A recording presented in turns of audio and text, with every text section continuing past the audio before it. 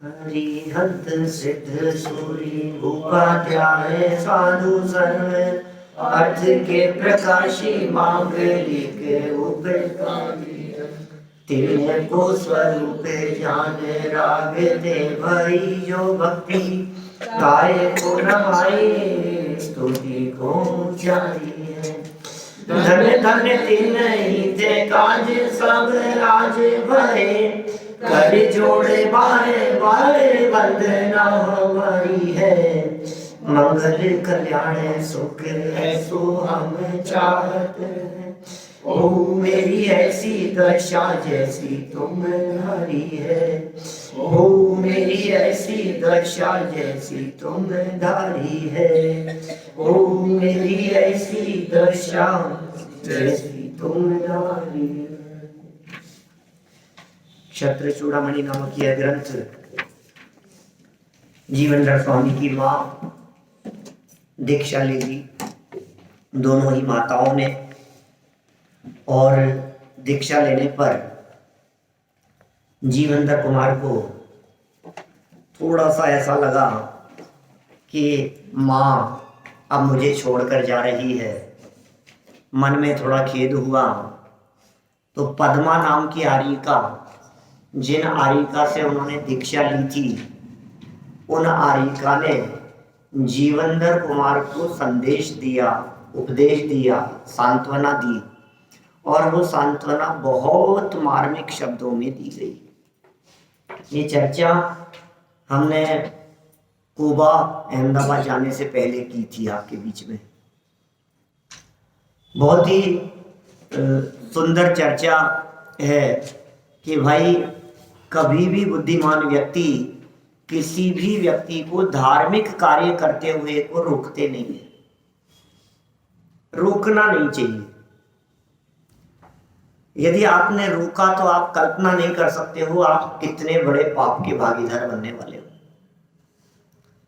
कोई व्यक्ति पूजन कर रहा हो, पाठ कर रहा हो, पक्षाल कर रहा हो, तीर्थ वंदना कर रहा हो, जमीगंध रात्रि भोजन का त्याग कर रहा हो, स्वाध्याय करने के लिए आ रहा हो, स्वाध्याय करने की भावना हो, मोक्ष मार्ग में व्रतादि अंगीकार करने की भावना हो, कोई भी किसी भी क्षेत्र में यदि वो धर्म क्षेत्र में व्यक्ति आगे बढ़ना चाहता है, और तो आपका यह कर्तव्य बनता है कि आप उसकी अनुमोदना करें, उसकी निंदा नहीं करें, उसे रोके नहीं, उसकी आलोचना नहीं करें। बहुत तरह की बातें हो सकती है।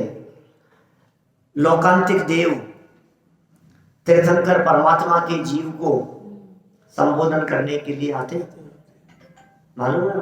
एक भवतारी होते, अगले भव में नियम से मोक्ष जाने वाले होते, और सिर्फ दीक्षा के प्रसंग में आते हैं। सब सफेद कपड़े पहने हुए ब्रह्मचारी होते हैं, लोक के अंत में रहते हैं, वैरागी वृत्ति वाले होते हैं। कौन? लोकांतिक देव। पांचवें स्वर्ग में, ब्रह्म स्वर्ग में अंत में रहते हैं। बराबर? सिर्फ दीक्षा कल्याण के प्रसंग पर मन्नालाल जी साहब सिर्फ दीक्षा में आएंगे वो, और जन्म कल्याणक में नहीं आए। सारी दुनिया जन्म कल्याणक में दौड़ रही है, जन्म कल्याणक देख लो, जन्म कल्याणक देख लो, और वो दीक्षा में आते, गर्भ कल्याणक में भी नहीं आते। दीक्षा कल्याणक के प्रसंग पर आकर वो तीर्थंकर परमात्मा के वैराग्य की अनुमोदना करते हैं। अभी दीक्षा ली नहीं है उन्होंने। क्या? तीर्थंकर परमात्मा बनने वाले जीव ने अभी दीक्षा ली नहीं है।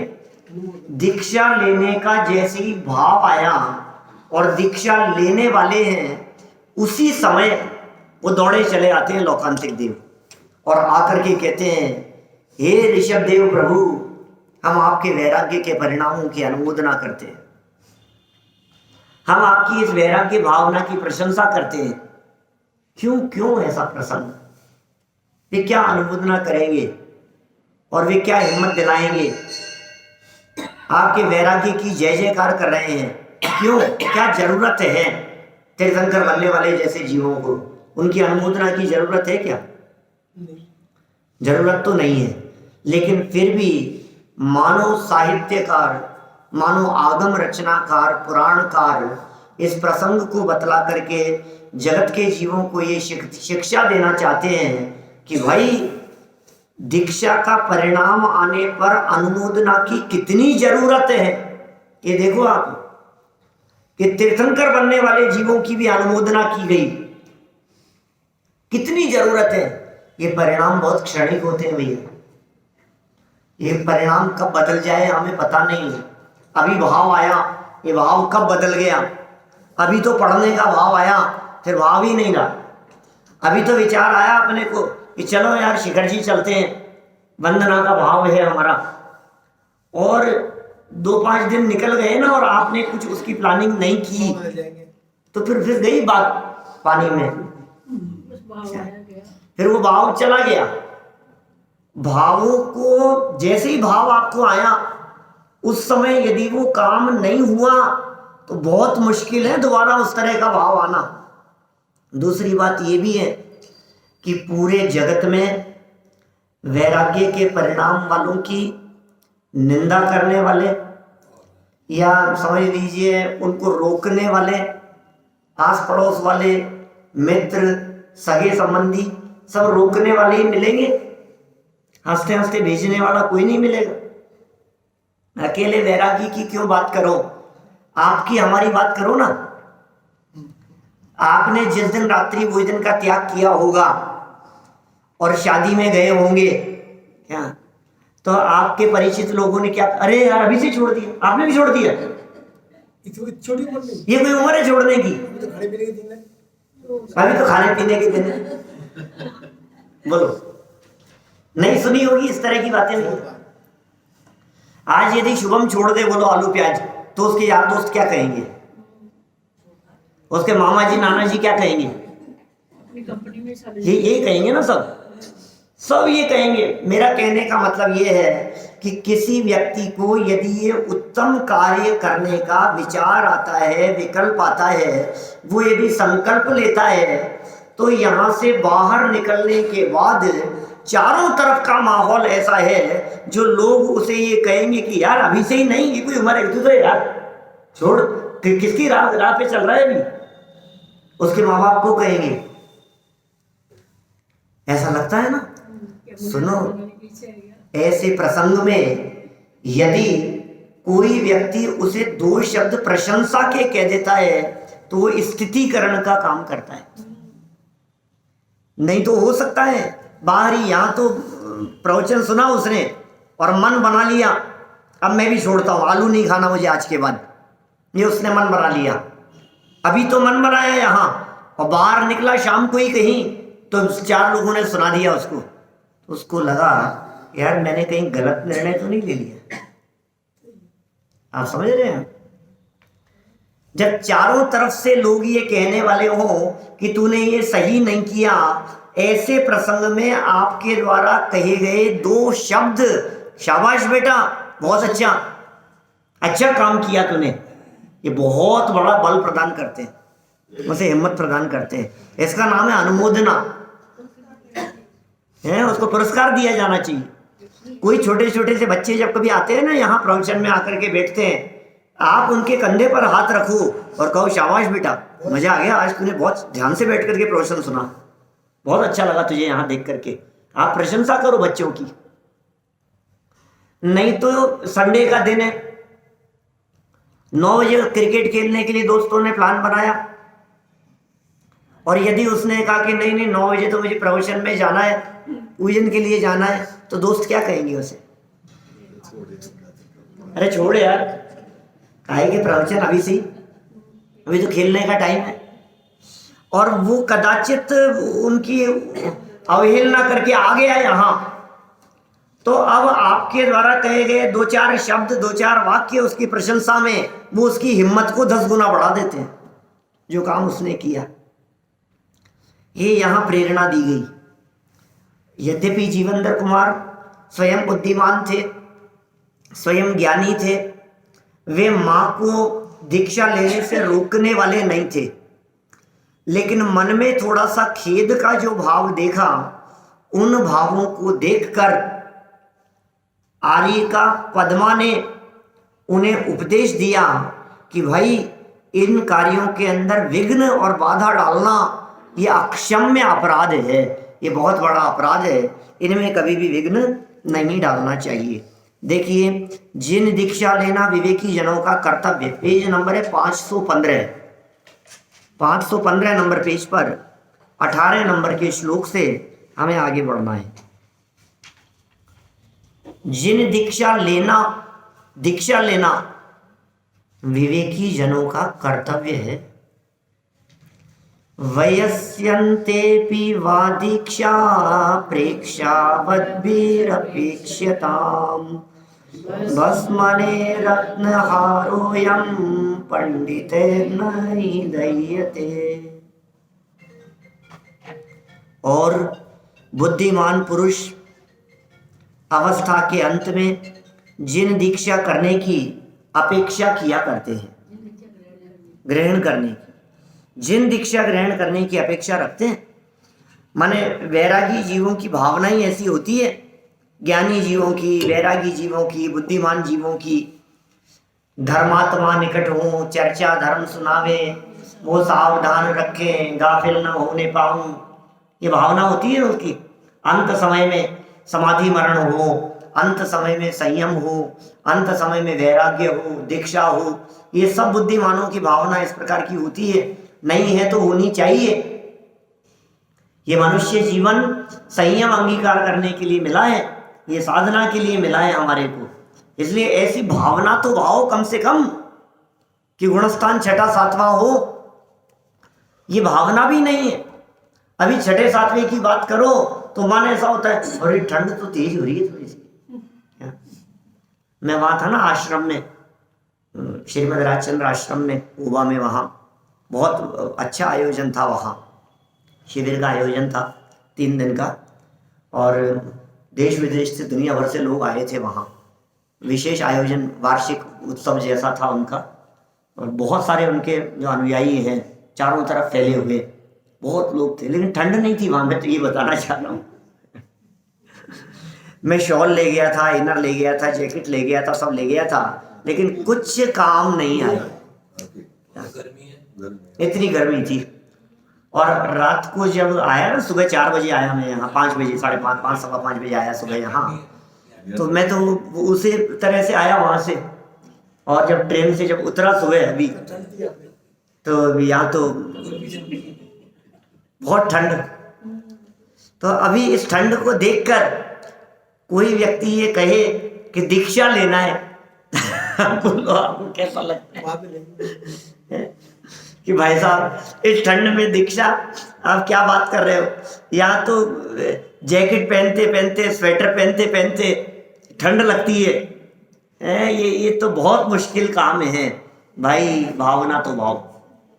अंत समय में ये जीवन बिना संयम के यूं ही ना बीत जावे, इस भावना के लिए कह रहे हैं। हर बुद्धिमान व्यक्ति अंत समय में, ये देखो आपने देखा होगा, बचपन में कोई व्यक्ति, यद्यपि धर्म बचपन से ही होता है, इस काल में, इस युग में असली और सच्चे धर्मात्मा वही मिलेंगे आपको जिन्होंने बचपन से और युवावस्था से धर्म किया होगा। लेकिन तो भी जीवन भर ना किया हो तो बुढ़ापे में अपने आप ही ऐसे परिणाम आने लग जाते हैं कि यार अब तो प्रभु की शरण ले लो, अब तो भगवान की शरण लो, अब तो थोड़ा सा धर्म ध्यान कर लो। हो सकता है उसके पीछे कई कारण हो सकते हैं। एक कारण तो ये कि दुनिया भर में जो सब करने थे अपने को कर्म कांड सब कर लिए हैं क्या, एक तो करने को कुछ बाकी नहीं रहा। दूसरी बात, पैसा कमाने का अब उतना उत्साह नहीं रहा, जीवन करने योग्य नहीं रहे। जीवन भर जो कमाना था सब कमा लिया, पैसा कमा लिया, फिर यश प्रतिष्ठा के पीछे भागते रहे, मान सम्मान के पीछे भागते रहे, तो समाज में बहुत मान सम्मान और प्रतिष्ठा भी मिली। अब क्या करें? तो अब घर में रहते थे तो अब घर भी कारण हो सकता है। अब वृद्धावस्था में, अंत समय में जो इतना जीवन भर जिनके लिए किया, अब वो भी जब सुनाने वाले हो गए तो वो भी एक कारण बन जाता है कि यार इस जगत में कुछ सार नहीं है। क्या इस घर गृहस्थी में कुछ सार नहीं है? जब बच्चे ही आपस में झगड़ रहे हैं जमीन जायदाद के लिए, प्रॉपर्टी के लिए झगड़ रहे हैं, और जिंदगी भर मैंने कमाया, आज मुझे ही ये कह रहे हैं कि आप घर पे बैठो, हाँ हाँ सब आप समझते तो नहीं, ऐसी बातें कह रहे हैं बोलो बच्चे। ये घर घर की कहानी है। कहती है। जब आप तो मंदिर जाएगा लो, तो जब ऐसे प्रसंग बनते हैं तब इस जीव को लगता है कि यार वास्तव में कुछ सार नहीं है। और फिर अपने थोड़े से यार दोस्त मित्र मंडली के लोग भी जब विदा होते हुए दिखते हैं तो थोड़ी सी घबराहट होने लगती है। आज रामलाल चला गया, आज मदन लाल जी चले गए, आज वो चले गए हैं, आज राजकुमार जी चले गए, आज नरेंद्र जी चले गए, वो चले गए, सब एक एक जो दोस्त जो थे अब लाइन से जाते जा रहे हैं, तो इसे घबराहट होती है कि भाई साहब थोड़ा सा हे भगवान, हे भगवान। तो ऐसे भगवान याद आने लगते हैं। माने वृद्धावस्था में धर्म करने की सूझती है लोगों को, ये बात मैं कह रहा हूं। यद्यपि उस वृद्धावस्था में कितना धर्म हो पाएगा इसका चित्रण आचार्यों ने बखूबी किया है। थोड़े से हाथ पांव और इंद्रियां चल रही है, स्वस्थ हैं, तब तक तो ठीक है, लेकिन थोड़ी सी यदि बिगड़ जावे ना तो आप धर्म कर्म करने के काबिल नहीं रह सकते। आप क्या धर्म करेंगे? आप क्या मंदिर आएंगे? क्या समझेंगे? क्या संभालेंगे? क्या तो पक्षाल करेंगे? हाथ ही धूलता है आपका, आप क्या कलश हाथ में उठा करके पक्षाल कर सकते हैं? वीराधना का डर और है, हाथ पांव धूलते हैं आपके, घबराहट होती है। अब कैसे करेंगे पक्षाल, कैसे करेंगे पूजा, कैसे आकर के बैठेंगे प्रवचन सुनने के लिए? कान काम नहीं कर रहे हैं, इंद्रियां काम नहीं कर रही है, घुटने दर्द कर रहे हैं, नीचे बैठा नहीं जा रहा है, सीढ़ियां चढ़ा नहीं जा रहा है, कैसे करो बताओ? इतना मुश्किल है। इसलिए दौलत राम जी ने कहा है छेड़ाला में कि जब लोन रोग जरा गहे तब लो झटित निज हित करो। जब तक रोग और बुढ़ापा आकर के डेरा न डाल देवे तब तक तो अपने आत्म कल्याण में लग जा, अपना भला अपना हित तुझे कर लेना चाहिए। ये बहुत दुर्लभ है, ये बहुत कठिन है ये काम। इसलिए भाई सावधान रहो, सचेत रहो, जागृत रहो। ये जागृत विवेक के लिए है। बुद्धिमान व्यक्ति भावना भाते हैं, ओहो अंत समय अच्छा होगा। कहावत है ना, अंत भला सो सब भला। जीवन भर जो कुछ भी किया हो, लेकिन अंत हमारा सुधर गया, मरण सुधर गया तो सब भला हो गया। अब सुधरे कैसे मरण, ये भी एक बात है। जीवन सुधरो तो मरण सुधरे। अब जीवन तो सुधरा नहीं है और मरण सुधारना चाहता है। कहते कान में नमोकार मंत्र सुना। मैंने कुत्ते के जीव को भी सुनाया था। कुत्ते के जीव को सुनाया था ना यार जीवेंद्र कुमार ने। पीछे एक मरणासन्न कुत्ते को जीवेंद्र कुमार ने, जो अधमरा पड़ा हुआ था, जिसे पन्नों ने मार दिया था हवन सामग्री झूठी करने से, खूब लकड़ियों से मारा, उसे पीट पीट करके अधमरा कर दिया। और जीवेंद्र कुमार कहीं से निकल रहे थे, रास्ते में आते हुए उन्होंने नमोकार मंत्र सुनाया और वो मरता मरता वो कुत्ता नमोकार मंत्र कान में सुना, वो मरकर देव गति में चला गया, देव बन गया वो व्यंतर। और बाद में फिर वो यक्ष बन करके आया और फिर सहयोग भी किए कई जगह पर। वो सब अभी प्रसंग भी और आ रहे हैं, बीच बीच में आते रहते हैं। तो कहना ये है, जब ये घटना सुनते हैं तो ऐसे लगता है कान में हमें भी कोई नमोकार मंत्र सुना दे मरते समय। अकेले कुत्ते की ही बात नहीं है, मरते हुए बैल को नमोकार मंत्र सुनाया था पद्मरुचि सेठ ने, मालूम है? वो राम बन गया, वो फिर राम का जीव था वो, श्री राम, भगवान राम है, पद्मरुचि सेठ। अभी कल हमने रामचंद्र जी की पूजन की, बोलो आप वहां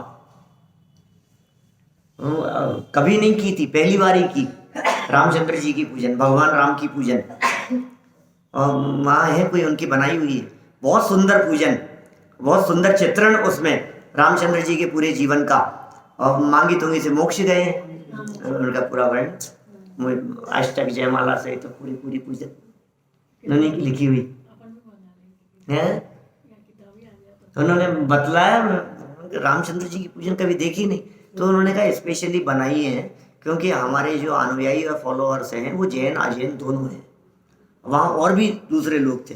तो थोड़ा राम का, थोड़ा महावीर भगवान की पूजन करते हैं ना, तो उतना रस नहीं रहता जितना कहो कि राम भगवान की पूजन कर रहे हैं, तो एक रस बनता है एक उनके दिमाग में थोड़ा सा। और बात तो सब वही बीत रखता है कि अपने वो भगवान बने हैं, दीक्षा ली उन्होंने, कब दीक्षा ली, कब केवल ज्ञान हुआ है, कब उन्हें मोक्ष हुआ, कहाँ से मोक्ष गए, कहाँ जन्मे, पूरा उनका जीवन चरित्र, पूरी घटना। दशरथ के पुत्र 4 पुत्र और ऐसा, और उनमें से ऐसा ज्येष्ठ पुत्र थे, और कैसे कैसे घटना बनी। फिर सीता ने पृथ्वीमती माता जी से आलिका से दीक्षा ले ली थी, सब जयमाला में वर्णन उसका। हाँ, सुंदर थी पूजन, अच्छा लगा उसे देख करके। तो ऐसे राम की चर्चा क्यों आ गई यहाँ पर? इसलिए आ गई कि उन्होंने भी मरते हुए बैल को नमोकार मंत्र सुनाया था, बहुत सुधर गया। पार्श्वनाथ भगवान का प्रसंग तो किससे छिपा है? नाग नागिन को नमोकार मंत्र सुनाया और वे धर्मेंद्र पद्मावती हो गए मर करके। तो कितने प्रसंग मिलते हैं ऐसे। इन सब प्रसंगों को सुन करके इस जीव के मन को ऐसा लगता है कि यार अपने तो क्या रखा है, ये सब छोड़ छाड़ दो, और सब आखिरी में अपने बस इतना सा काम हो जाए, कोई नमोकार मंत्र आखिरी में सुना देवे, अंत भला सो सब भला। कैसेट लगा देवे, क्या कल्याण हो जाएगा ना? फिर उससे भला हो जाएगा कि नहीं? नहीं होगा। मन उसमें लगे तो कल्याण होगा भाई साहब। अकेले कान में पढ़ने मात्र से नहीं होता है, उसका मन लगना चाहिए, भाव लगने चाहिए, उपयोग का जुड़ान होना चाहिए उसके साथ में। वो जुड़ान नहीं हो पाता यदि जीवन भर नहीं सुना हो तो। इसलिए जिसका जीवन समाधि में होता है उसका मरण समाधि में होता है। भाई साहब यहाँ तो जीवन सुधारने की बात है, और दादा ने बहुत सुंदर लाइनें लिखी है कि मरण को सुधारना चाहते हो, वो मरण तो एक समय का है, मरण का हो कैसे उद्धार। अब उस एक समय में क्या सुधार, क्योंकि एक समय जिस समय मरा है वो तो मरण हो गया, और मरने के एक समय पहले वो तो मरण नहीं है, वो तो जीवन है। मरने के 2 मिनट पहले की बात करो, जीवित है, जीवन तो जिंदा है कि मरण है? वो क्या कहोगे आप उसको? वो तो जिंदा है, वो तो जीवन है। तो सुधार तो जीवन में करना है क्या?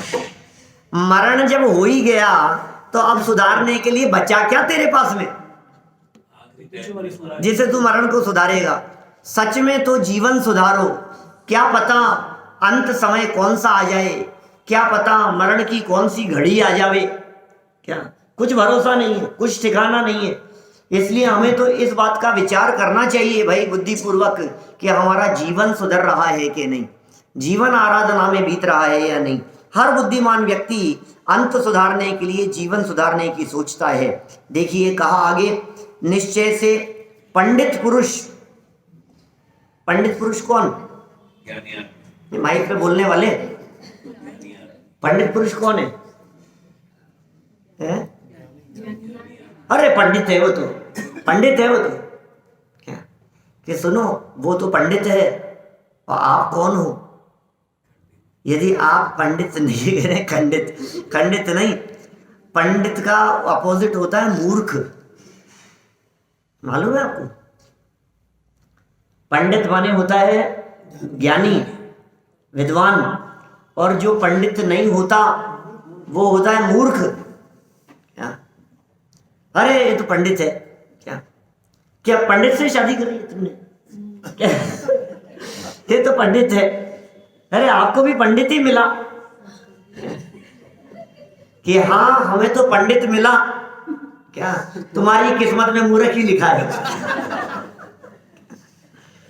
बताओ आप, जो पंडित नहीं है वो सब मूर्ख हैं। तो ये पंडित पुरुष की बात कह रहे हैं। पंडित माने समझदार, ज्ञानी, नीतिकार कह रहे हैं, हम नहीं कह रहे हैं। ये पंडित पुरुष किसके लिए कह रहे हैं? ये पंडित पुरुष उस व्यक्ति के लिए कह रहे हैं जो इस मनुष्य जन्म रूपी रत्नों के हार को इंद्रिय विषय रूपी भस्म के लिए नहीं जलाते हैं। वो पंडित हैं, वो समझदार हैं, वो बुद्धिमान है। उस पुरुष को कह रहे हैं ये, आप जलाने वाले थोड़ी ना हो इंद्रिय विषयों में अपने इस मनुष्य जीवन को। आप भी पंडित हैं, क्या भैया? हाँ, ये बात है कि किसी ने आपको पंडित कहा नहीं आज के पहले। क्या ऐसा लगता है पंडित वाले तो कुर्ते पजामे वाले। कभी कभी हम जब आयोजन खत्म होने के बाद में पैंट शर्ट पे निकलते हैं ना, तो लगता है अरे पंडित जी हमने तो पहचाना ही नहीं आपको। सही बात है। और पहचानने में ही नहीं आ रहे, ऐसा कहते हैं लोग। माने अरे भाई ऐसा नहीं है, कपड़ों से नहीं होता है कोई पंडित। मैं आपसे पूछता हूँ, जीवंदर कुमार यदि विद्वान थे, पंडित थे, ज्ञानी थे, तो क्या वे कुर्ता पजामा ही पहनते होंगे? राजा भी तो थे, राजकुमार भी तो थे, दूसरी ड्रेस नहीं पहनते होंगे। लेकिन क्या करें, जगत की दृष्टि में एक ऐसी छवि बन गई है क्या कि वो पैंट शर्ट के अंदर प्रवचन करे तो प्रवचन करता सा ही नहीं दिखता है, ऐसा लगता है। भाव नहीं बनते वैसे। किसके? सुनाने वाले के कि सुनने वाले के? सुनने वाले का तो बन जाता है। ड्रेस उसके हाव भाव किसके? सुनने वाले के ना, देख देख करके। माने शक्ल देख के भाव बनते। बात तो सही है, शक्ल देख करके ही बनते हैं कई लोगों के। तो ऐसे जब तक देखो नहीं ना कि हाँ, तब तक भाव नहीं बनते। भाई बात तो ऐसी है कि आप भी विद्वान हैं, आप भी पंडित हैं, आप भी, यदि आपकी परिणति वैरागी है तो आप अपने आप को पंडित समझो। आपकी परिणति यदि पंचेंद्रिय विषय भोगों से छूटने की है तो आप अपने आप को पंडित समझो। आपकी परिणति में यदि पांचों इंद्रिय के विषय भोग हेय दिखाई देते हैं तो आप ये समझिए कि आपकी वृत्ति ज्ञानियों जैसी है। वो है ना, अब विषयों में ना ही रमेंगे, एक तो ये, और एक वो प्रभु जी अब ना भटकेंगे संसार में, इसकी लाइनें हैं कुछ ऐसे प्रवचन साहब में 64वीं गाथा है। हाँ हाँ, क्या बात है। देखो आप हत्यारी का हिंडियों को, और ऐसे ही और आगे भी है, पूरा प्रसंग इसी तरह का है। वो तो सपरम बाधा संयम विच्छिन्नम बंध कारणम विस्मम जम इंद्रिय ही लद्दम तम सोखम दुखम एव कहा। ऐसे ऐसे आएगी गाथा, आएगी अभी, और बहुत बहुत चर्चाएं की है। क्या ऐसी ऐसी बातें कही है आप सोच भी नहीं सकते हो। इतना आनंद आएगा आपको प्रवचन सार के उन प्रसंगों में शुरू में। यहाँ तो ज्यादा की प्रवचन चल रहे हैं ना। चलो खैर, क्या कह रहे थे हम, वो उसमें आई है चर्चा, बहुत सुंदर लाइनें हैं उसकी। लाइनें हैं, मैंने बताया ना, प्रभु जी अब ना भटकेंगे संसार में, उसका अंतरा है कोई। भूल रहे थे निज वैभव को, पर को अपना माना, विश्व सम पंचेंद्रिय विषयों में ही सुख हमने माना। आगे,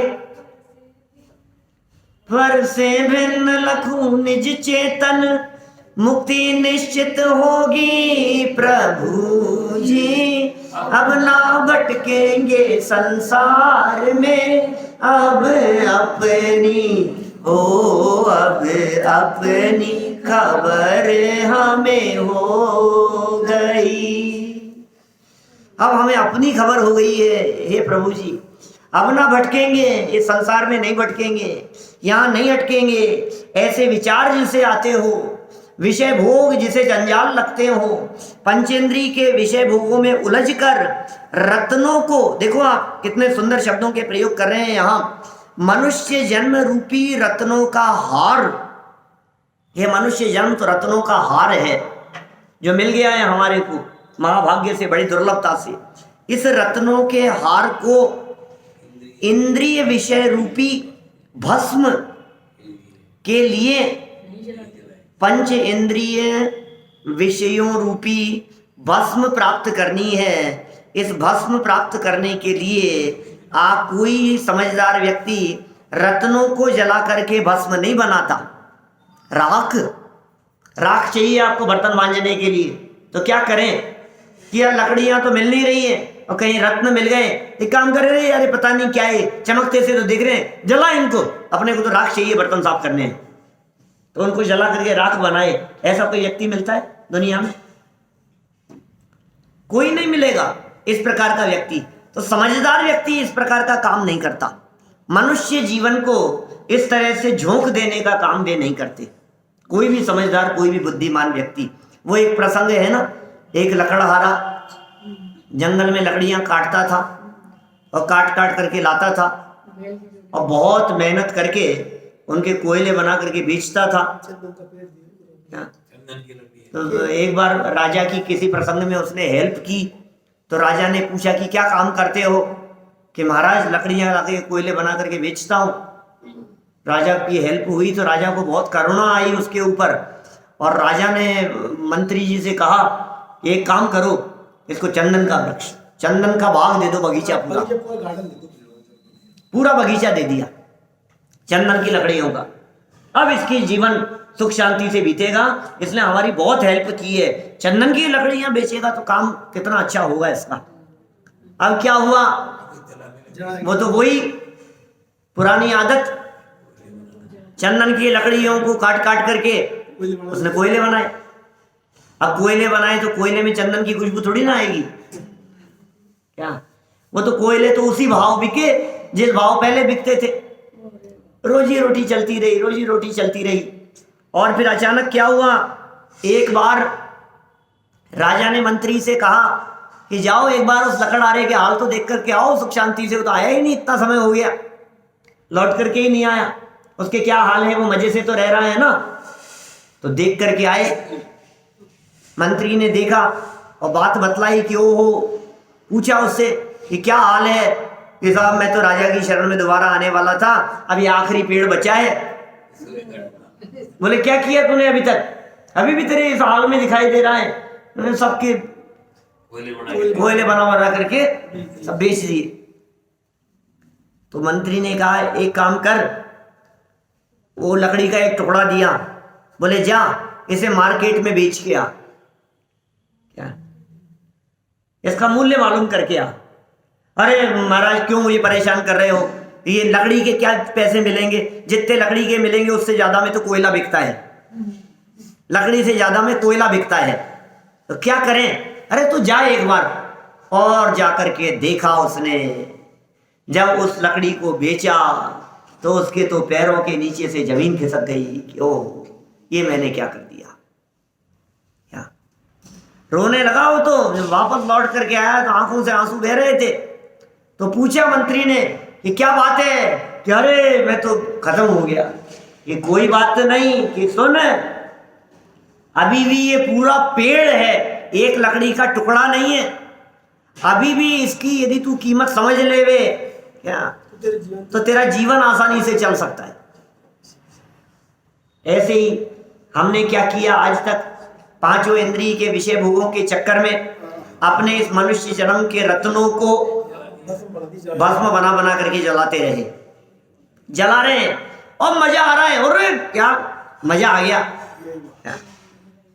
दाम मिल रहे हैं इसके और पैसा आ रहा है, और महाराज ने दे दिया हमारे को पूरा जंगल। तो बहुत लंबा चौड़ा है, खूब है, मजा आ गया। रोज बेचो, खूब बनाओ, खूब खाओ, बना बना करके, और खूब दुकान पर पांचों इंद्रियों के विषय भोगों में खाना पीना, घूमना फिरना, मौज मस्ती। आज यहाँ चल रहे हैं तो आज शिमला और कल कश्मीर का प्रोग्राम बना रहे हैं और परसों वहां का, और सब आए दिन कभी लगता है बाहर का बना लो।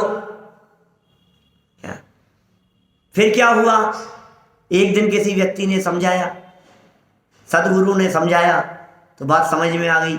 लेकिन जब समझ में आ गई तब तक देर बहुत हो चुकी थी। अब बैठ करके रोने लगा।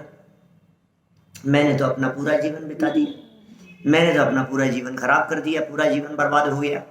तो समझाया कि भाई बीती ताही विसार दे, आगे की सुध ले, जो हो गया उसे तो छोड़ दे।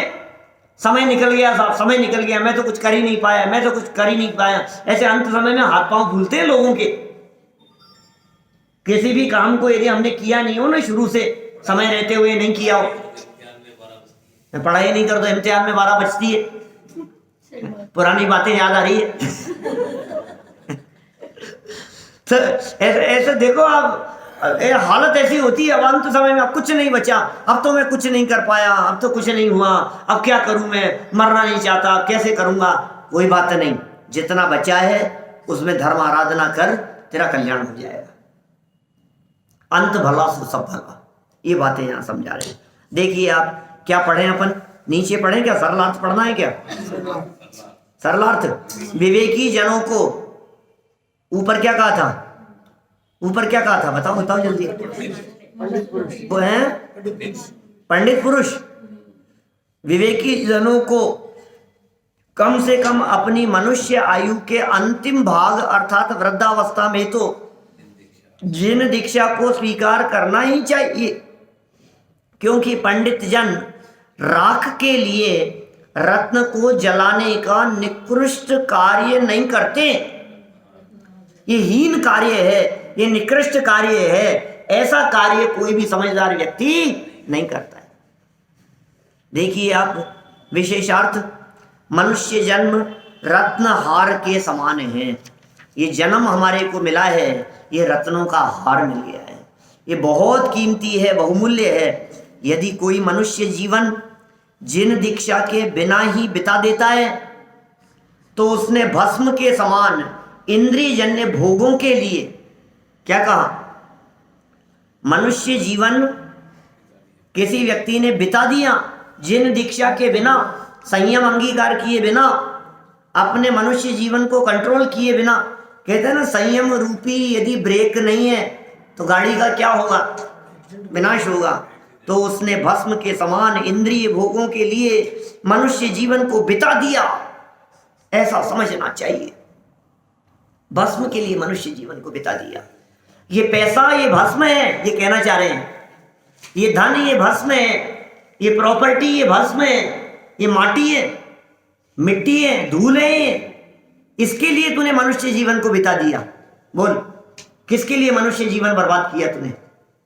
ये समय समय जो जा रहा है ना, ये नहीं दिखता है, ये पकड़ में नहीं आता है।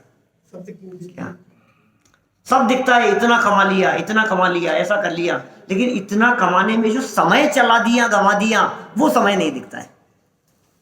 समय जा रहा है ना, उसकी वैल्यू क्या है? ये तो कह रहा है मजा आ रहा है, मजा आ रहा है, अरे नहीं नहीं पैसा आ रहा है, पैसा आ रहा है, लेकिन इसकी एवज में जा क्या रहा है? समय जा रहा है, मनुष्य जीवन बर्बाद हो रहा है, ये जीवन खत्म हो रहा है, लाइफ खत्म हो रही है। तो मनुष्य जीवन बिता दिया, ऐसा हमें समझना चाहिए। जिस मनुष्य का विचार दिगंबर मुनि होने का नहीं है, मनुष्य होकर के जैन कुल में जन्म लेकर के जिसके विचारों में ये बात नहीं है, और जिस स्त्री का विचार आर्य का दीक्षा लेने का नहीं है, वह श्रावक या श्राविका भी नहीं है। लो, और क्या कहें तुम्हारे को? तुम कह रहे हो अपने आप को श्रावक, श्रावक कह रहे हो तुम अपने आप को, कहता हम तो श्रावक है, हम तो श्रावक है। तुम श्रावक कहलाने के लायक नहीं हो।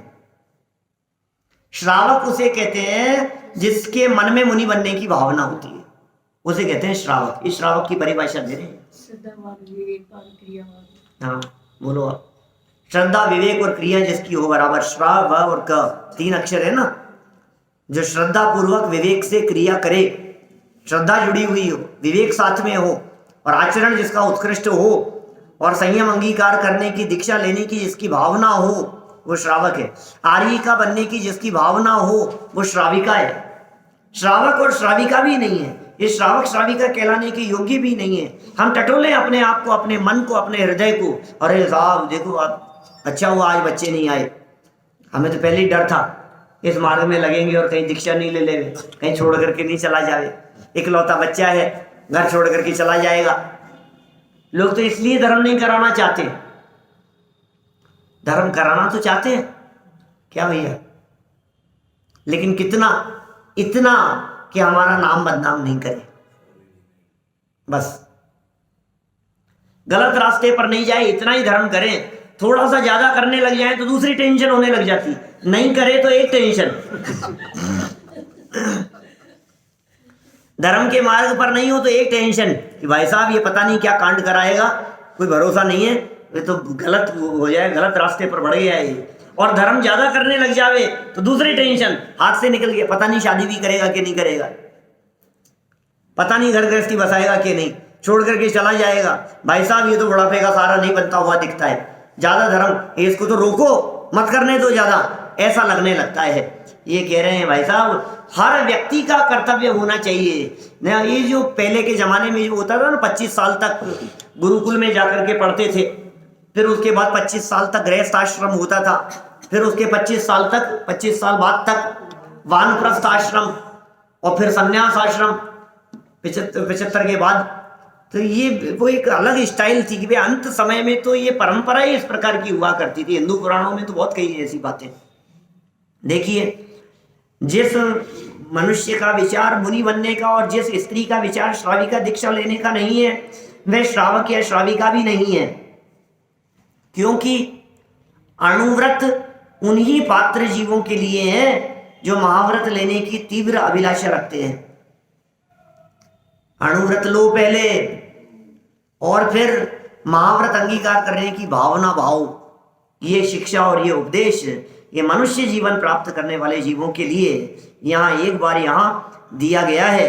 राजा जीवनधर कुमार राजमहल में लौट तो रहे हैं, लेकिन मन में शायद उनके भी दीक्षा के विचारों ने घर कर लिया है। देखें आगे क्या घटनाएं घटने वाली है, इसकी चर्चा अपन फिर कल यथा समय आगे बढ़ाएंगे। अभी की बात को यही